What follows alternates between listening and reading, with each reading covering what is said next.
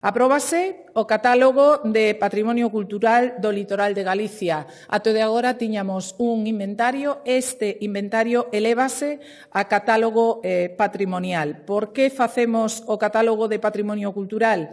Pois porque este nos vai permitir promover sobre os bens de importancia cultural que o integren as actuacións estratégicas recollidas na LOXISGA para a súa posta en valor, recuperación e rehabilitación, sempre e cando quede garantido que os novos usos non poñan en peligro os valores que aconsellaron no seu día a protección cultural. Quedarán identificados estes bens e, aparte de quedar identificados, xa se van a poñer cales son os usos orixinais, pero tamén os usos futuros compatibles cos orixinais.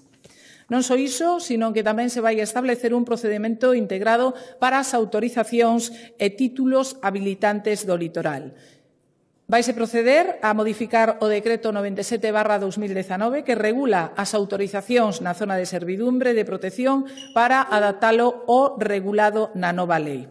Así mesmo, regularase un procedimento no que se integren todas as autorizacións administrativas e títulos habilitantes do litoral. Moi resumidamente, falamos de autorización de usos de temporada en praias e no mar territorial, autorización de actividades nas que concorran circunstancias de intensidade ou rentabilidade, autorizacións de ocupación de dominio público marítimo terrestre, así como autorizacións en zonas de servidumbre de tránsito e acceso ao mar.